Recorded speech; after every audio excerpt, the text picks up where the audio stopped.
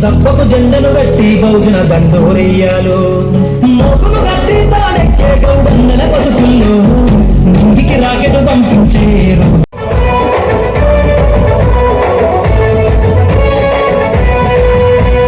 అడుగుల శబ్దంగా కదిలే యుద్ధం నిరుపేదల కైతలో నిలమోదట్టం స్వాగతమంటూ తెలంగాణ సిద్ధం ఎగిరే కాంగ్రెస్ జెండతో కదిలేను నిత్యం చూడు మన కై కదిలాడు రాహుల్ గాంధీ రానే వస్తున్నాడు చూడు మన కై కదిలాడు రాహుల్ గాంధీ రానే వస్తున్నాడు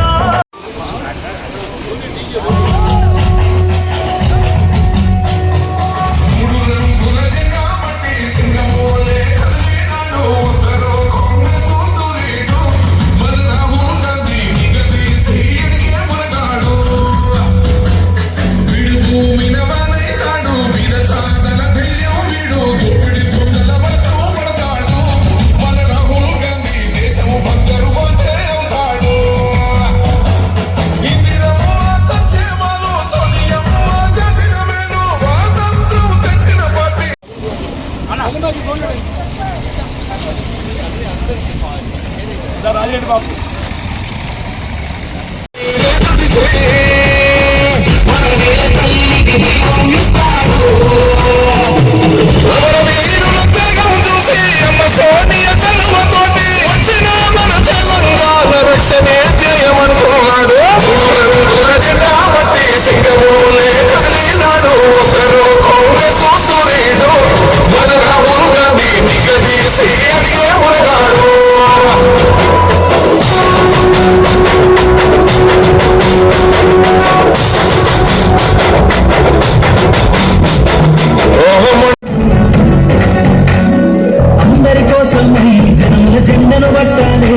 బతుకుల్లో వెలుగును నింపాము జనపాతం ఎత్తాలి ఎదిగే బిడ్డల చూసి పేదల పొత్తును గెలవాలి ప్రజల దండును పెట్టి ఉద్యమ కాగడనెత్తాలి నింగిలో వందనమంటూ చరిత్రను రాసే గొప్ప పల్లె పల్లెల్లో బహుజన జెండా ఎగరేయాలి అందరి కోసం జనముల జెండను పట్టాలి బతుకుల్లో వెలుగును నింపాము జనపాతం ఎత్తాలి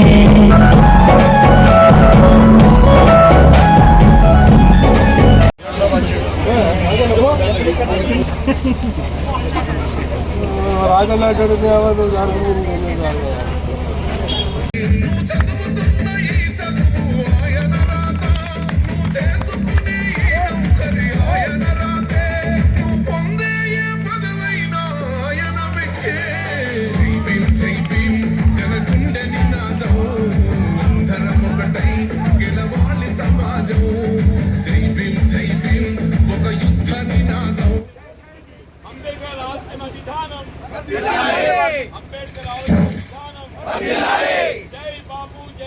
जय भीम, जय बापू, जय भीम, जय बापू, जय भीम, जय संविधान, जय संविधान। అంటే వాస్తవంగా ఆనాడు దేశ స్వాతంత్రం కొరకు ఉద్యమించినటువంటి ఒక నాయకుడు పూజ్య బాపూజీ గాంధీజీ ఆనాడు అహింసాయుత పద్ధతితోని ఈ దేశ స్వాతంత్రం కొరకు బాపూజీ ఏ విధమైనటువంటి పదవి కాంక్ష లేకుండా దేశ స్వాతంత్రమే తన ఒక లక్ష్యంగా ఎంచుకొని రాజకీయాలకు అతీతంగా యావత్ భారతదేశంలో ఉన్నటువంటి యొక్క సమాజాన్ని అంతా ఐక్యం చేసి ఇవన్నీ దేశానికి స్వాతంత్రం సిద్ధింపజేసిన ఘనత మరి పూజ్య బాపూజీ గాంధీజీ మహాత్మునికి దక్కుతుందని చెప్పక తప్పదండి. అటువంటి ఒక పూజ్య బాపూజీ గాంధీజీ ఇవాళ ఏదైతున్నదో మరి వాస్తవంగా మనకు ఒక విధంగా కన్న తండ్రి లాంటి వాడు బాపూజీ అంటే కన్న తండ్రి లాంటి వాడే. ఈ దేశానికి స్వాతంత్రం రావటం లోపల ఏదైతుందో ప్రధాన పాత్ర పోషించి జాతిని ఐక్యం చేసినటువంటి యొక్క మహానుభావుడు బాపూజీ అని. దాని తదుపరి బాబాసాహెబ్ బిఆర్ అంబేద్కర్ గారు. బాపూజీ గారు ఏదైతుందో ఈ దేశ స్వాతంత్రం కొరకు యావత్ భారత జాతిని ఐక్యం చేస్తే మనం సాధించుకున్నటువంటి ఒక ఈ స్వతంత్ర భారతావనికి భవిష్యత్ రూపకల్పన చేసే విధంగా మనం ఏ విధంగా ఏ మార్గంలో పయనిస్తే ఈ దేశం ఏదైతుందో ప్రజాస్వామ్యయుతంగా ఐక్యంగా నిలబడుతుంది, అభివృద్ధి పదంలో పోవడం జరుగుతుంది, సమాజంలోని అన్ని వర్గాల వారు నిమ్న వర్గాల వారు ముఖ్యంగా దళితులు, మా ఎస్సీ సోదరులు, ఆడబిడ్డలు, మా లంబాడ ఆదివాసీలు, మా బలహీన వర్గాలు, మా అల్పసంఖ్యాక వర్గాలు అందరి కూడా వారి కల్పించాల్సిన హక్కులను రూపొందింపజేయడం లోపల వారి కల్పించాల్సిన హక్కులను రూపొందింపజేయడం లోపల ప్రపంచంలో ఏదైతుందో మనం గమనిస్తే ఏ విధమైనటువంటి విద్యా అర్హతకు చోటు లేకుండా ప్రతి భారత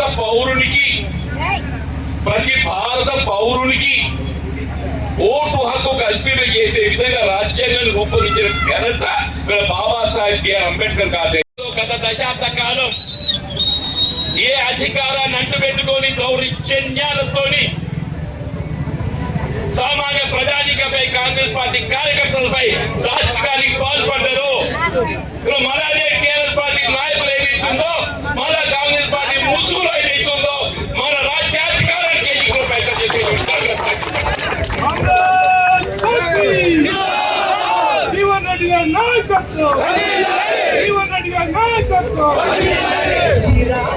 రాష్ట్రంలో కాంగ్రెస్ పార్టీ అధికారం ఇది కేవలం కాంగ్రెస్ పార్టీ కార్యకర్తల శ్రమ ఫలితం.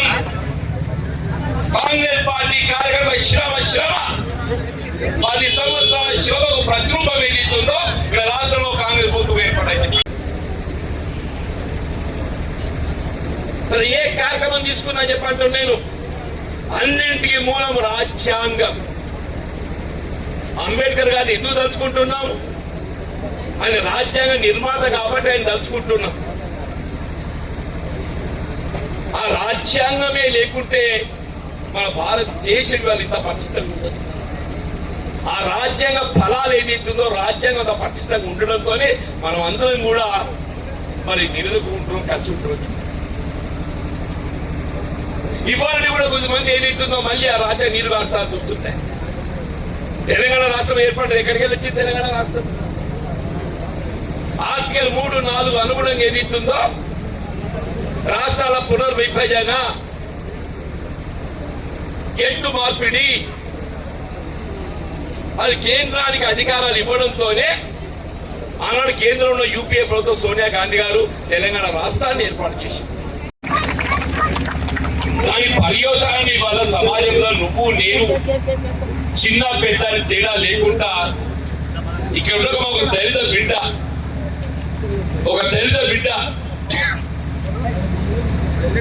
ఈ దేశ నిర్మాణంలో ఆమెకి ఎంత బాధ్యత హక్కు ఉన్నదో నాకు అంతే బాధ్యత.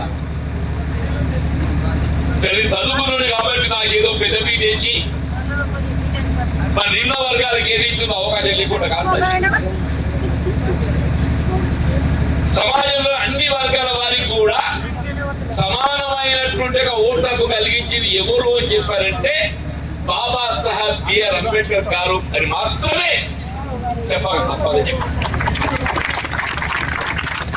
దాని పర్యవసానం ఎన్నిక వస్తే ప్రతి ఇల్లు గడప గడప ఏ రాజకీయ పార్టీ కానీ ఏ రాజకీయ నాయకుడే కానీ ఈ తలుపు తట్టి మన మద్దతు కావాలని కోరుతుందంటే అది భారత రాజ్యాంగ నిర్మాత బాబా సాహెబ్ బిఆర్ అంబేద్కర్ గారు మనకు అందించినటువంటి హక్కు అని చెప్పండి. దయచేసి గుర్తుపెట్టుకోవాలి.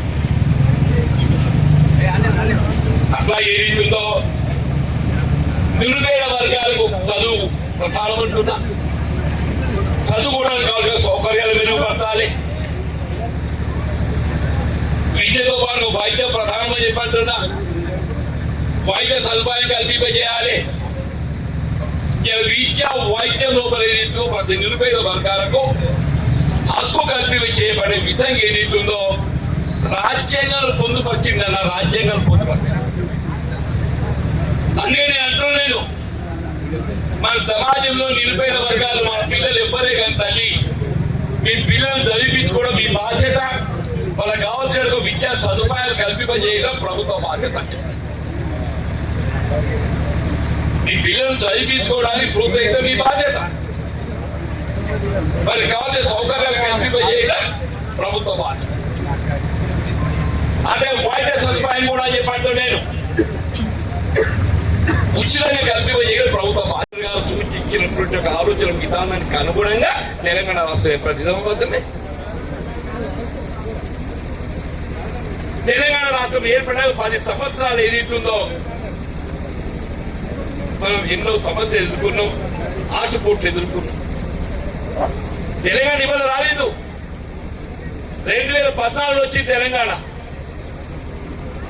ఇది 2025, 10 ఏళ్ళు గడిచింది తెలంగాణ. గత 10 సంవత్సరాలు ఏదైతుందో మనం ఆటుపోట్లు ఎదుర్కొన్నామంటూ నేను ఆనాడు ఏదైతుందో టీఆర్ఎస్ పార్టీకి చంద్రశేఖరరావు తెలంగాణ ఉద్యమ నాయకుడు భావించి ఏదైతుందో మరి ఆయనైతే పాలన బాగా చేస్తున్నాడని చెప్పడానికి అవకాశం ఇచ్చింది. 10 ఏళ్ళు ఏం చేసిండ్రు? వాళ్ళ దోపిడీకి పాల్పడ్డారు, అరాచకానికి పాల్పడ్డారు. పార్టీ గడిచిన 10 సంవత్సరాలు టీఆర్ఎస్ పార్టీ అరాచకాలను, టీఆర్ఎస్ పార్టీ దోపిడీలను అరికట్టే విధంగా పోరాటం చేసి ఎవరు అని అంటే మా సోదర కాంగ్రెస్ కార్యకర్తలు అని చెప్పంటూ నేను రాష్ట్రంలో కాంగ్రెస్ ప్రభుత్వం అధికారం రావడం జరిగింది అని చెప్పంటే మా కాంగ్రెస్ కార్యకర్తల శ్రమ ఫలితం అని చెప్పంటూ నేను మీరు 10 సంవత్సరాలు చెమటోడ్చి టీఆర్ఎస్ పార్టీ యొక్క దౌర్జన్యాలను ఎదిరించి ఏనాటికైనా మా పాలన కాంగ్రెస్ పార్టీ అధికారానికి వస్తుంది. మేము అనుకున్న తెలంగాణ రాష్ట్రాన్ని మేము నిర్మాణం చేసుకుంటున్న భావనతోని మనం ఉద్యమించామని చెప్పి వాళ్ళు ఏదైతే రైతులతో నాకున్న అనుబంధం మీకు తెలియదు కాదే.